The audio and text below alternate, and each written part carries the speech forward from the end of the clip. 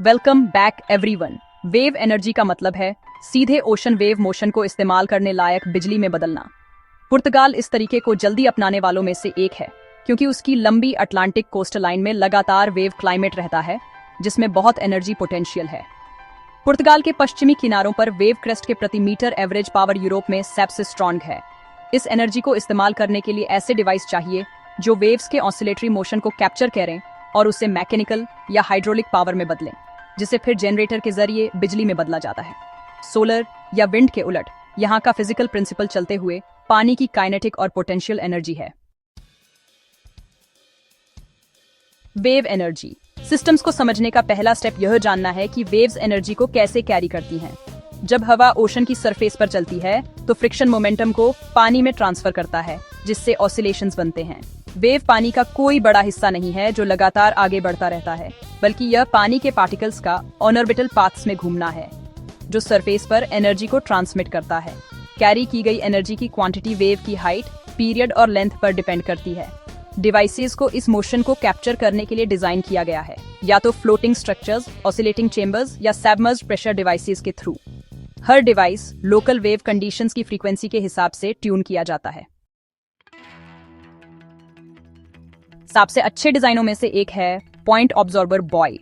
इस डिवाइस में एक फ्लोटिंग स्ट्रक्चर होता है जो वेव्स के साथ वर्टिकली मूव करता है, और ये एक फिक्स्ड सीबेड फाउंडेशन या सबमर्ज्ड रिएक्शन पॉइंट से जुड़ा होता है।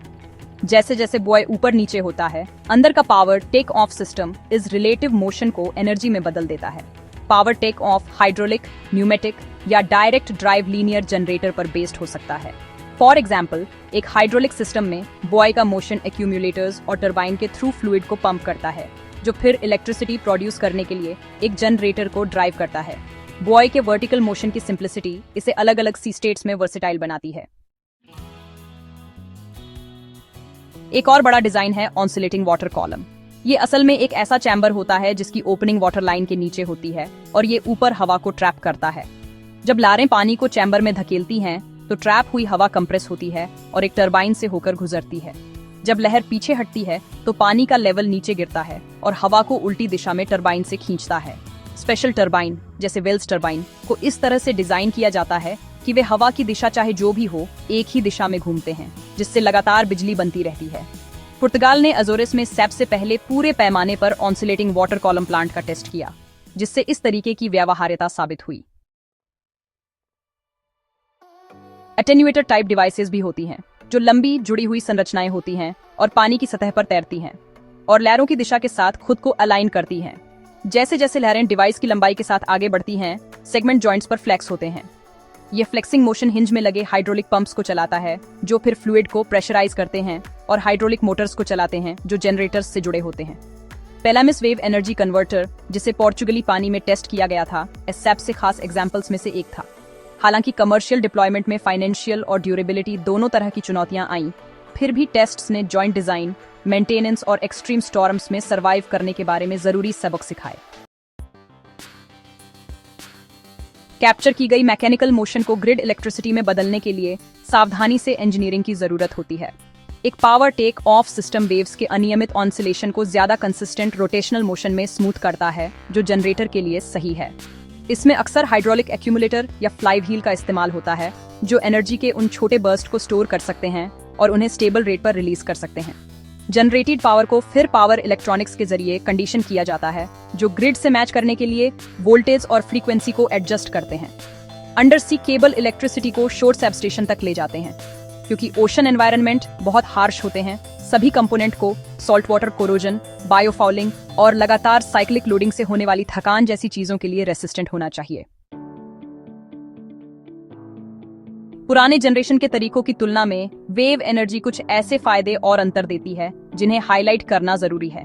विंड या सोलर से अलग वेव एनर्जी ज्यादा पहले से बताई जा सकती है, ज्यादातर अटलांटिक पर स्टेबल वेदर पैटर्न की वजह से।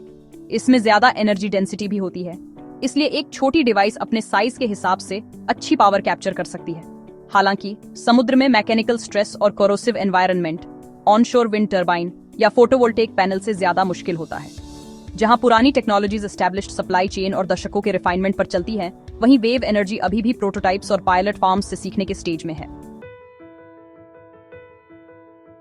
पुर्तगाल का 2008 में अग्वाडोरा वेव फॉर्म के साथ अनुभव एक काम का केस स्टडी है। इस फॉर्म में 3 पेलामिस डिवाइस थे, हर एक 750 किलोवाट का था, जिससे कुल कैपेसिटी 2.25 मेगावाट होती थी। ये एटेन्यूएटर पोवोआ द वॉर्जिम के पास तट से लगभग 5 किलोमीटर दूर लगाए गए थे। भले ही इस प्रोजेक्ट को कुछ टेक्निकल और फाइनेंशियल अड़चनें आईं, इसने दिखाया कि ग्रिड से जुड़ी वेव एनर्जी यूटिलिटी स्केल पर काम कर सकती है।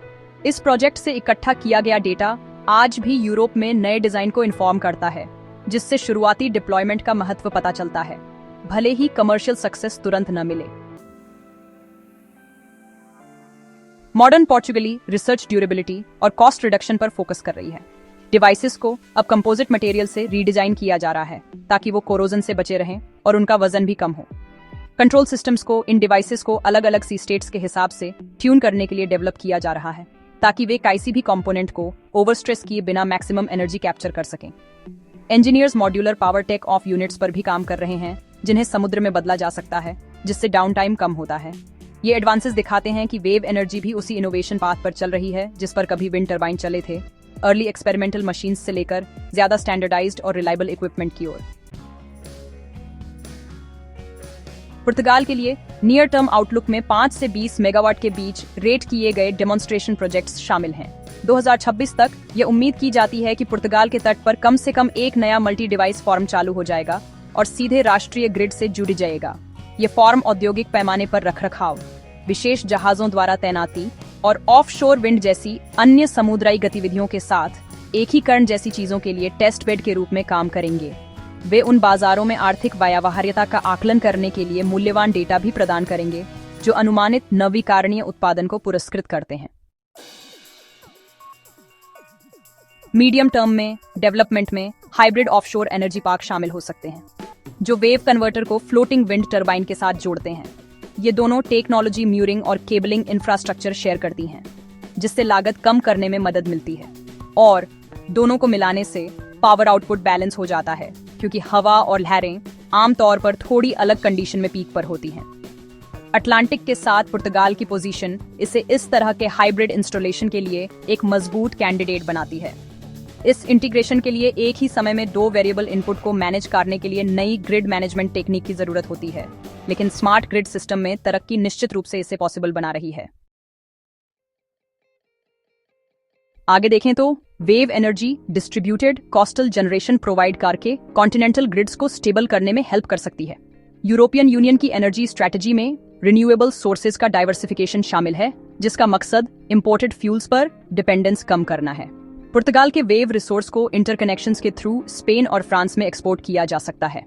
वेव एनर्जी को ग्रीन हाइड्रोजन प्रोडक्शन के साथ जोड़ना एक प्रॉमिसिंग तरीका है।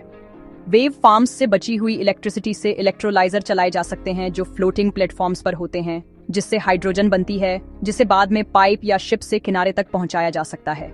यह मॉडल डायरेक्ट ग्रिड इंटीग्रेशन से जुड़ी कुछ प्रॉब्लम्स को अवॉइड करता है, लेकिन इस सब क्षमता के बावजूद वेव एनर्जी कुछ स्पष्ट सीमाओं और चुनौतियों का सामना करती है। प्रति किलोवाट पूंजीगत लागत अभी भी हवा या सौर ऊर्जा से ज्यादा है, ज्यादातर टिकाऊपन की जरूरतों और कम उत्पादन मात्रा के कारण। डिवाइसों को संरचनात्मक विफलता के बिना भयंकर तूफानों से बचना होगा, जिसका मतलब है कि आपको मजबूत सामग्री और बुद्धिमत्तापूर्ण शटडाउन प्रक्रियाओं दोनों की जरूरत है। समुद्र में रखरखाव महंगा है, इसलिए किसी भी टेक्नोलॉजी को भारी भरकम जहाजों की जरूरत को कम करना होगा। पर्यावरणीय विचार भी इसमें शामिल होते हैं, क्योंकि ये डिवाइस तलछट परिवहन, समुद्री जीवन के व्यवहार और यहाँ तक कि मछली पकड़ने के रास्तों को भी प्रभावित कर सकते हैं। हर तैनाती को कठोर पर्यावरणीय प्रभाव आकलन से गुजरना पड़ता है। टाइडल एनर्जी से तुलना करने पर दोनों में कुछ समानताएं और अंतर सामने आते हैं। टाइडल सिस्टम, जैसे कि पानी के नीचे के टरबाइन, ग्रेविटी के प्रेडिक्टेबल साइकिल का इस्तेमाल करते हैं, जबकि वेव सिस्टम वेदर से चलने वाले वेरिएबल फोर्सेस पर रेस्पॉन्ड करते हैं। टाइडल फ्लो साइट स्पेसिफिक होते हैं और संकारी खाड़ियों या मुहानों तक सीमित होते हैं, जबकि वेव एनर्जी को लंबी कोस्टल लाइन पर हार्वेस्ट किया जा सकता है। हालांकि टाइडल टरबाइन को स्मूथ फ्लो कंडीशन से फायदा होता है, जिससे मैकेनिकल लोड ज्यादा प्रेडिक्टेबल होते हैं। इसीलिए वेव डिवाइसेस को ज्यादा अडेप्टिव होना चाहिए, जो फ्रीक्वेंसी और एम्पलीट्यूड की एक बड़ी रेंज को हैंडल कर सकें। ये एडेप्टेबिलिटी उन्हें ज्यादा कॉम्प्लेक्स बनाती है, लेकिन संभावित रूप से ज्यादा वर्सेटाइल बीएचआई। एक इंपॉर्टेंट टेक्निकल एरिया है कंट्रोल स्ट्रैटेजी। डिवाइसेस को सेंसर्स और एल्गोरिदम से लैस किया जा सकता है जो रियल टाइम में रेजिस्टेंस या डैम्पिंग को एडजस्ट करते हैं। आने वाली वेव्स की फ्रीक्वेंसी को ट्यून करके वे एनर्जी एब्जॉर्प्शन को मैक्सिमाइज करते हैं। यह मैकेनिकल सिस्टम में रेजोनेंस जैसा है, जहां फ्रीक्वेंसी मैच होने पर एनर्जी ट्रांसफर सैप से ज्यादा होता है।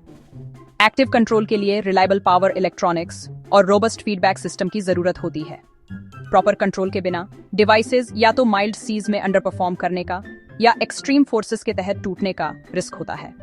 पोर्चुगली इंजीनियर इस एरिया में एक्सपेरिमेंट कर रहे हैं, जिसका मकसद एफिशिएंसी और सर्वाइवेबिलिटी को बैलेंस करने वाले एल्गोरिदम को रिफाइन करना है। पुर्तगाल में वेव एनर्जी के डेवलपमेंट में इंटरनेशनल कोलैबोरेशन का बहुत बड़ा रोल है। प्रोजेक्ट्स को अक्सर यूरोपियन यूनियन के रिसर्च ग्रांट से को फंड किया जाता है और पुर्तगाल में मौजूद टेस्ट सेंटर्स यूरोप भर की कंपनियों को अपनी मशीनें टेस्ट करने के लिए बेहतर कंडीशंस देते हैं। इस एक्सचेंज से एक जैसी समुद्राई कंडीशंस में अलग अलग डिजाइनों को कंपेयर करके लर्निंग तेज होती है। इससे रिस्क भी कम हो जाता है, क्योंकि अभी तक किसी भी एक कंपनी ने पूरी तरह से कमर्शियल मॉडल साबित नहीं किया है। ओपन टेस्ट बेड अप्रोच ये एंश्योर करती है कि हासिल की गई नॉलेज से पूरी इंडस्ट्री को फायदा हो, भले ही इंडिविजुअल प्रोजेक्ट्स कमर्शियलाइजेशन तक न पहुंचे। वेव एनर्जी की इकोनॉमिक्स वैसी ही लर्निंग कार्व्स से प्रभावित होती है जैसी सोलर और विंड में देखी जाती है। कस्टम फैब्रिकेशन और छोटे बैच साइज के कारण शुरुआती डिवाइसेस महंगे होते हैं। जैसे जैसे ज्यादा यूनिट्स बनाए जाते हैं, स्टैंडर्डाइजेशन और मास मैन्युफैक्चरिंग से लागत कम होती जाती है। बैलेंस ऑफ प्लांट जैसे मूरिंग और केबलिंग को भी बार बार करने और एक्सपीरियंस से फायदा होता है। एनालिस्ट्स का अनुमान है कि अगर पुर्तगाल और दूसरे देश हर साल 10 मेगावाट की लगातार तैनाती बनाए रख सकें तो एक दशक के भीतर लागत आधी हो सकती है। इसे हासिल करने के लिए स्थिर पॉलिसी फ्रेमवर्क और इन्वेस्टमेंट इंसेंटिव्स की जरूरत है। तो पुर्तगाल का वेव एनर्जी को अपनाना सिर्फ एक और रिन्यूएबल सोर्स को जोड़ना नहीं है, बल्कि एक ऐसी टेक्नोलॉजी को आगे बढ़ाना है जिसके अपने खास फिजिकल प्रिंसिपल और प्रैक्टिकल चैलेंज हैं। पॉइंट एब्जॉर्बर से लेकर ऑन्सिलेटिंग वाटर कॉलम तक के मैकेनिज्म ये दिखाते हैं कि इंजीनियर्स अटलांटिक के लगातार बदलते मोशन को बिजली में कैसे बदलते हैं। हर प्रोटोटाइप, पायलट प्रोजेक्ट और टेस्ट फार्म टेक्निकल जानकारी के बढ़ते भंडार में अपना योगदान देते हैं। 2026 तक नजदीकी फार्म्स की उम्मीद के साथ मीडियम टर्म में विंड और वेव को मिलाकर हाइब्रिड पार्क और हाइड्रोजन इंटीग्रेशन के लॉन्ग टर्म विजन के साथ वेव एनर्जी लगातार आगे बढ़ रही है। देखने के लिए आपका बहुत बहुत धन्यवाद। कृपया लाइक और सब्सक्राइब करें।